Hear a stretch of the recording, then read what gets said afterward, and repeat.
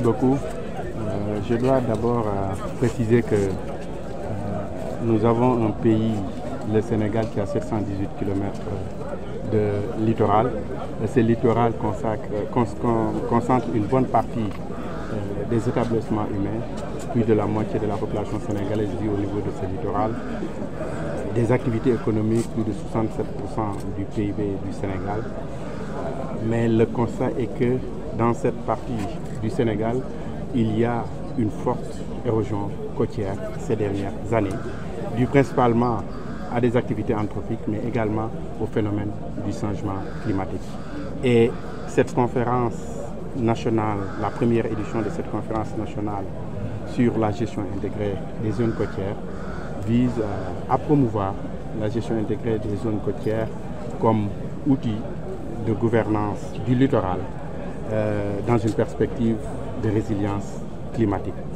Et nous avons rassemblé des experts du domaine, mais également les collectivités territoriales, la société civile, les universitaires, les partenaires techniques et financiers autour de la problématique de la gestion du littoral.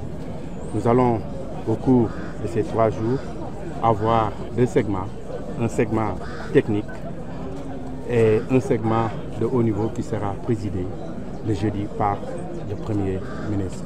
Donc l'objectif, c'est d'échanger sur les défis et enjeux de la gestion intégrée des zones côtières, mais également d'essayer de trouver une synergie d'action pour la gestion intégrée des zones côtières, de trouver ou bien d'améliorer les mécanismes de gouvernance, mais également les mécanismes de financement durable de la gestion intégrée des zones côtières. La position du gouvernement est très claire dans l'agenda de transformation systémique du Sénégal Vision 2050. Il est clairement dit que le gouvernement du Sénégal mettra en place un grand programme de gestion des zones côtières d'ici 2050. Parce que la problématique est réelle. De Saint-Louis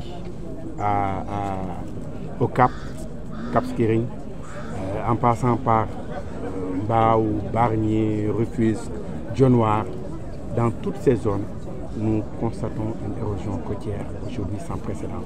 Avec ses impacts sur le plan économique, parce que c'est souvent des établissements hôteliers qui sont impactés, sur le plan même culturel et cultuel, parce que des lieux de culte aujourd'hui sont envahis, sont engloutis par les eaux, des établissements humains sont engloutis par les eaux, comme ce qui s'est passé à Bargny, et le gouvernement est conscient de cette situation qu'il va falloir atténuer ou annihiler les prochaines années.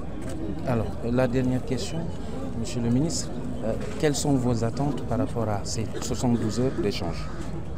Je l'ai dit tantôt, ces 72 heures d'échange sont très importants pour nous parce que c'est un cadre d'échange qui a regroupé plusieurs acteurs.